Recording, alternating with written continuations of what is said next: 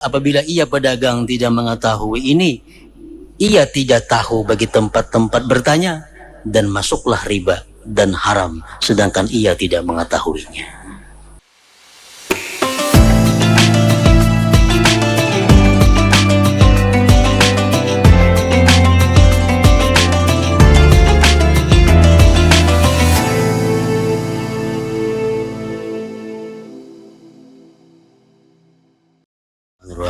Alhamdulillah Rabbil Alamin, wassalatu wassalamu ala ashrafil anbiya wal mursalin, sayyidina wa habibina Muhammadin wa ala alihi wa sahbihi ajma'in.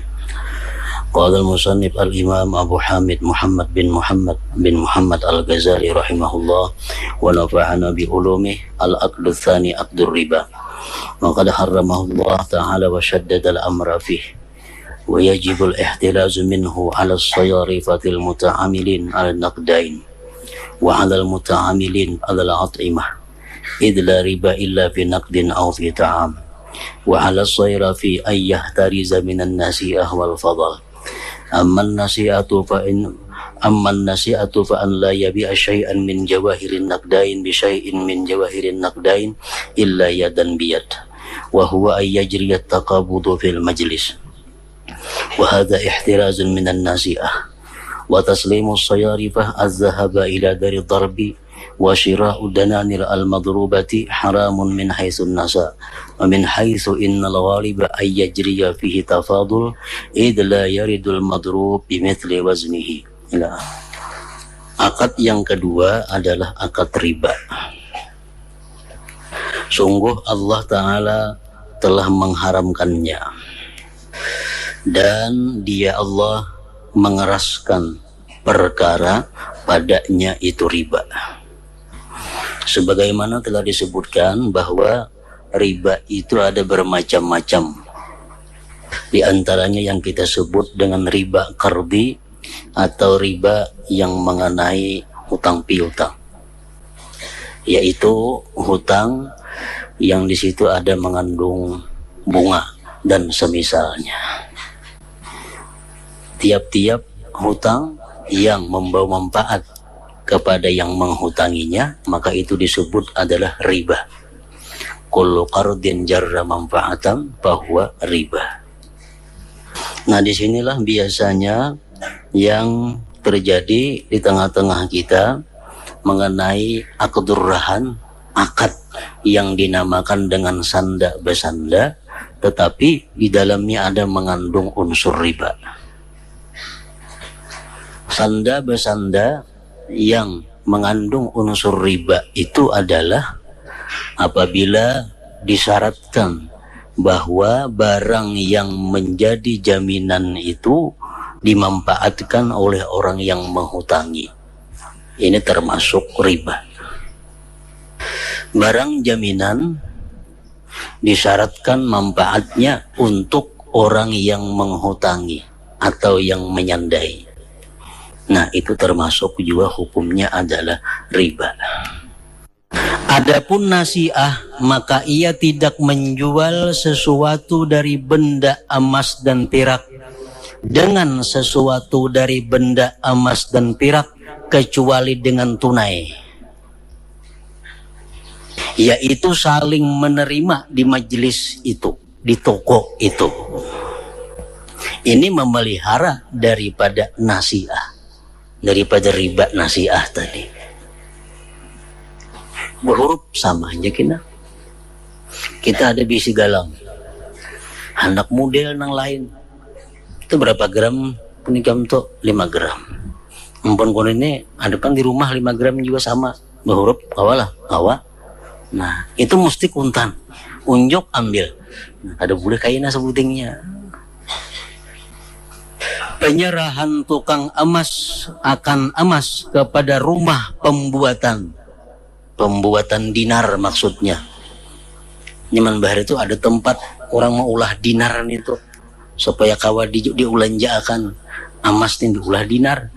Nah, penyerahan tukang emas akan emas kepada rumah pembuatan dinar dan pembelian dinar-dinar yang dibuat itu adalah haram.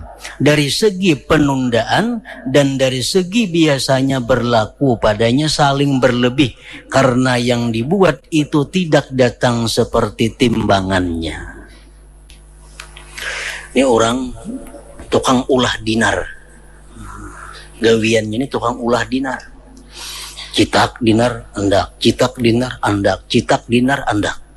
Kayaknya datang orang membawa emas. Ulahkan aku dinar lah, emasku ini ulahkan jadi dinar. Kayaknya aku isok mengambil, ayo ha. Dicitaknya jadi dinar. Kayaknya kada tahu lagi dinar mana ampunnya siapa-siapa nih. Datang saya kong.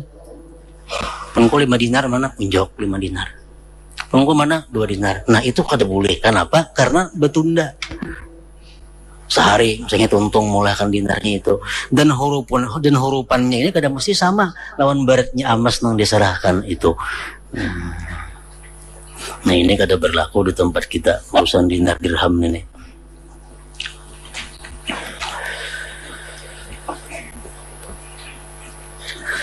Adapun fadal maka ia memelihara daripadanya pada 3 hal, yaitu 1. Pada penjualan barang yang pecah dengan yang baik, maka tidak boleh muamalah pada keduanya kecuali dengan semisal sama artinya. Umpamanya kita ada bisi kakalung ini hancur, pagat-pagat sudah tak dipakai lagi. Nah di toko ada kakalung yang masih puga. Awalnya kita berhuruf ini boleh berhuruf, tapi asal sama timbangannya. Amunnya berlebih, punegam tuh hancur. Jadi punegam tuh 5 gram cuma hancur. Aku wanita menghurufin 4 gram hurufannya. Nah itu riba ngarannya. Riba. Itu riba.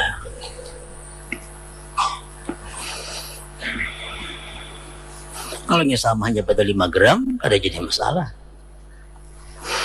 Yang kedua, pada penjualan yang baik dengan yang jelek, maka tidak semestinya ia membeli yang jelek dengan yang baik, yang timbangannya di bawah yang jelek itu, atau ia menjual yang jelek dengan yang baik, yang timbangannya di atasnya. Amas nang jelek, nang kada baik emasnya. Anak berhuruf lawan emas nang baik. Boleh aja asal sama-sama baratnya.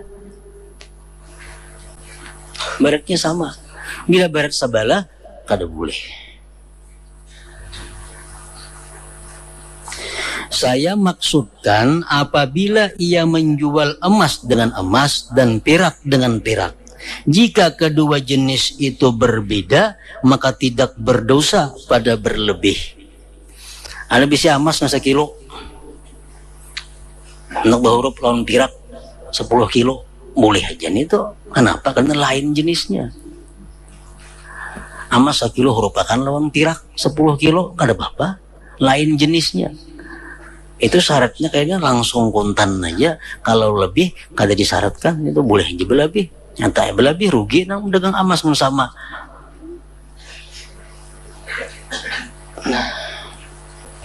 Maka tidak berdosa pada berlebih. Jika kedua jenis itu berbeda, pirak lawan emas misalnya dihurupakan, maka tidak berdosa pada berlebih.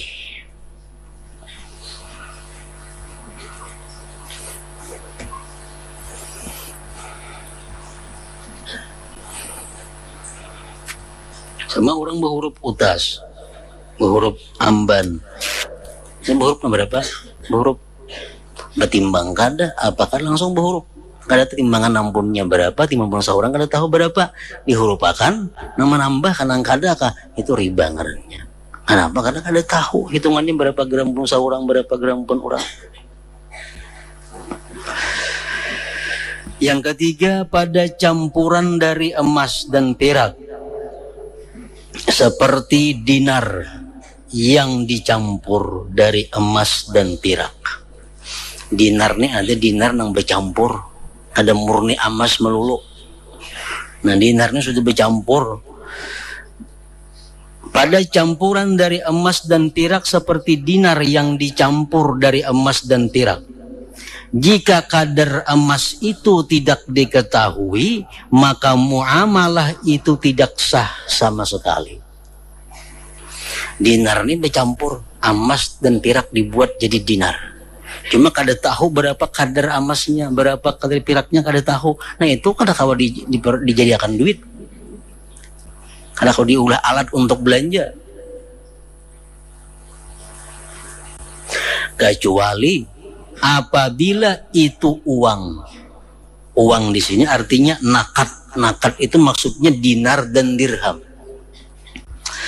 Kecuali apabila itu dinar atau dirham yang berlaku di negara itu. Nah, maka kami memberi kelonggaran dalam bermuamalah atasnya. Kalau dinar dan dinar nang bercampur itu sebagai alat belanja di negeri itu misalnya, itu kami beri keringanan aja untuk dijadikan alat jual beli. Kecuali menukar emas nang kada boleh. Apabila tidak diimbali dengan uang dinar atau dirham. Misalnya di negeri kita ini alat jual beli dinar. Dinar ini dibuat dari campuran emas dan perak.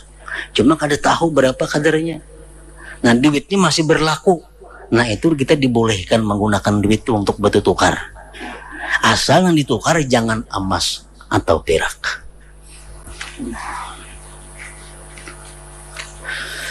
Demikian juga dirham-dirham yang dicampur dengan tembaga. Jika tidak laku di dalam negeri itu, maka muamalah atasnya tidak sah.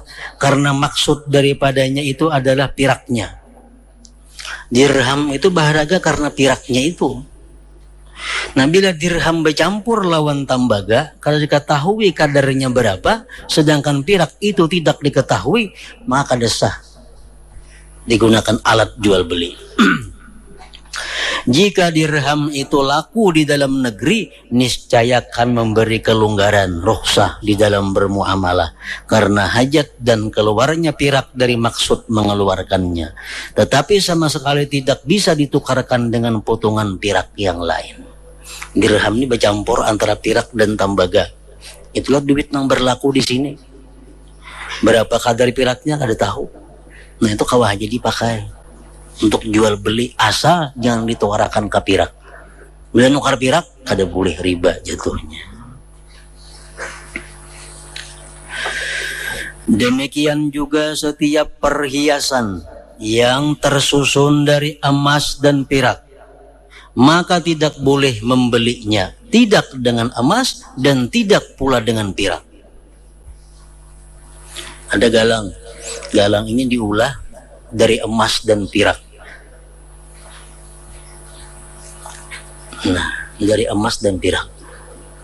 Kada boleh kita nukar barang itu dengan dinar atau dengan dirham, kada boleh.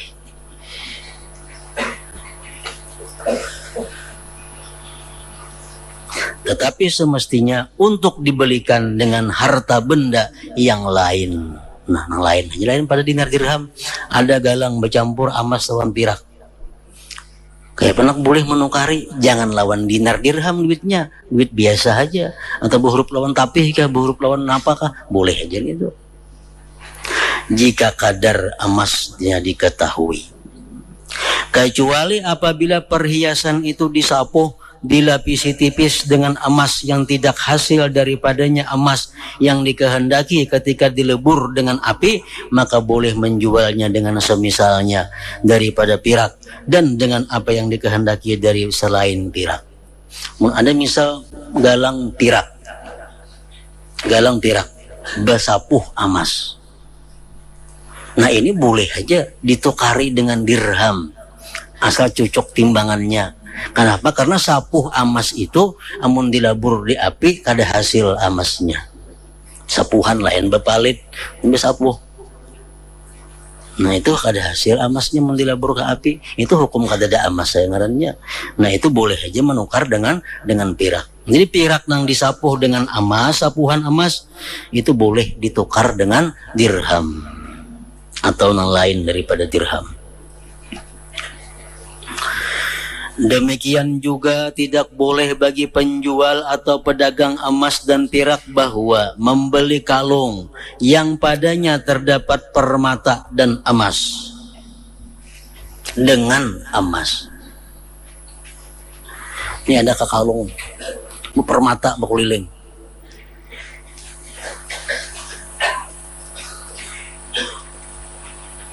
Kada boleh ditukari dengan dinar.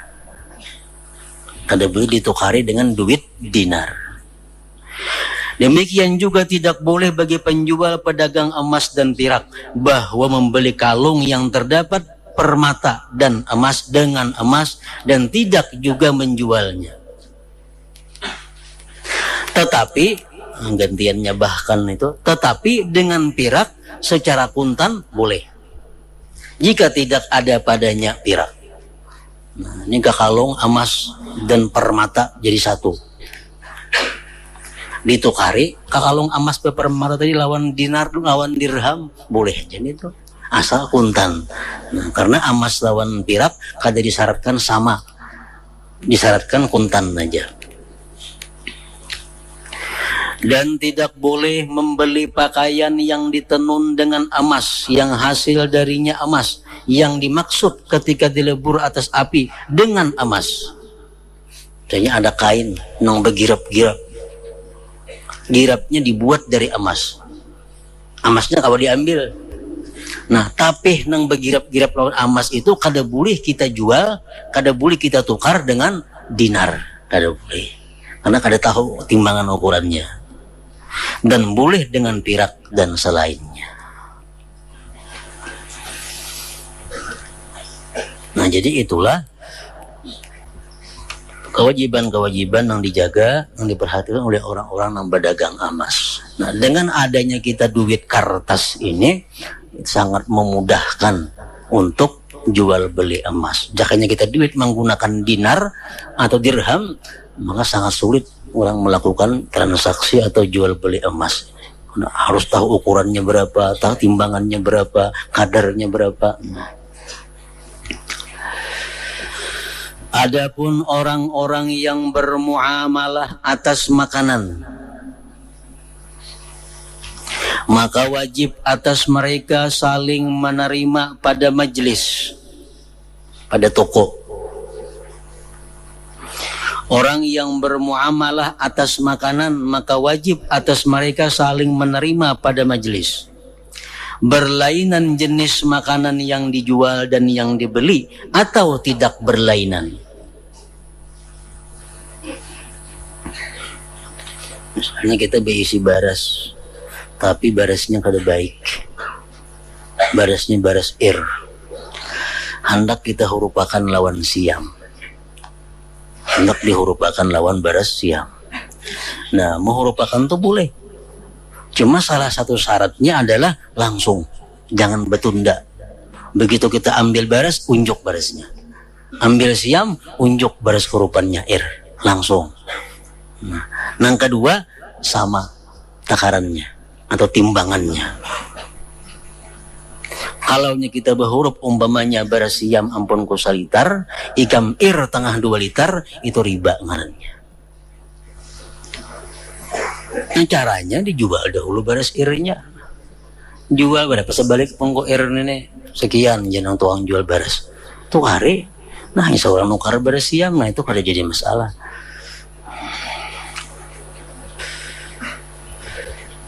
Jika sama jenisnya baras dengan baras itu sama jenis. Baras lawan gandum lain jenis, baras lawan jagung lain jenis. Ini baras dengan beras. Jika sama jenisnya, maka wajib atas mereka saling menerima dan memelihara persamaan tadi, kuntan dan sama timbangannya atau takarannya.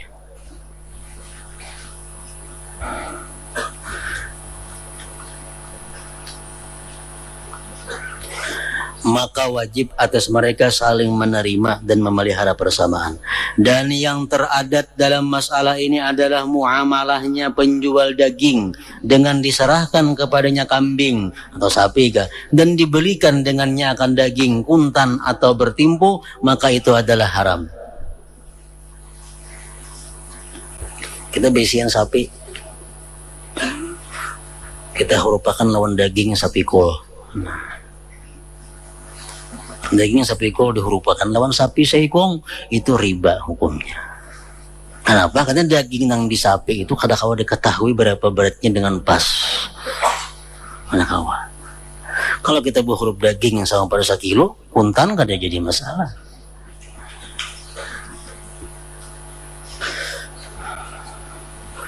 Dan muamalahnya tukang ruti dengan diserahkan kepadanya gandum dan dibelikan dengannya akan ruti. Pemperanggi umpamanya 10 biji berhuruf lawan salitar beres, nah itu kada boleh, riba.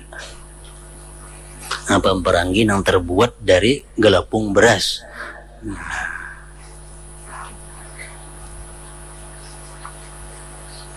Ada orang menjual pundut atau lapat umpamanya, duit habis ada beres salitar bisi berhuruf lagi tanah kada kawa.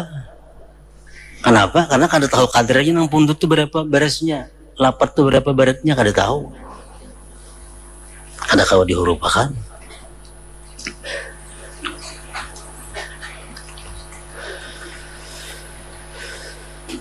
Dan muamalahnya tukang ruti dengan diserahkan kepadanya gandum dan dibelikan dengannya akan ruti, bertimpu atau kuntan, kalau jadi masalah, maka itu adalah haram. Dan demikian tukang susu yang diberikan kepadanya susu untuk diambil darinya keju, samin dan zubat dan seluruhnya bagian-bagian susu, maka itu adalah haram. Susunya macam-macam ngarannya, ada susu yang masam, ada susu yang sudah dibekukan, ada susu yang macam ini, macam-macam jenis susu. Nah, kita ada biji susu botol, susu kambing, kita hurupakan lawan susu yang sudah jadi kantal. Nah, kada boleh itu, kada boleh juga, karena kada tahu ukurannya. Dan makanan tidak dijual dengan makanan lain jenisnya kecuali secara tunai, dan dengan makanan sejenis kecuali tunai dan sama.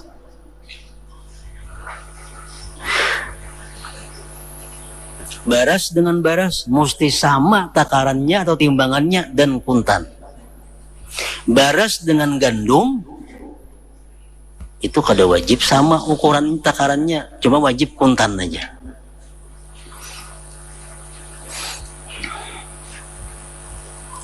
Apa yang diambil dari sesuatu yang dimakan, maka tidak boleh dijual dengannya sama dan berlebih. Ayat 8 lawan baras tadi, ada boleh. Maka tidak boleh dijual tepung, roti, dan sawik dengan gandum. Dan tidak boleh dijual perahan, rutab, atau perahan anggur, atau cuka dari anggur dengan anggur dan tamar. Tidak boleh. Dan tidak boleh dijual samin, zubat, makhid susu yang masam, masal, perahan keju, dan jubun dengan susu. Tidak boleh. Karena semua diambil dari susu asalnya. Sama dalam timbangan takaran itu tidak berfaedah apabila makanan itu tidak dalam keadaan sempurnanya penyimpanan.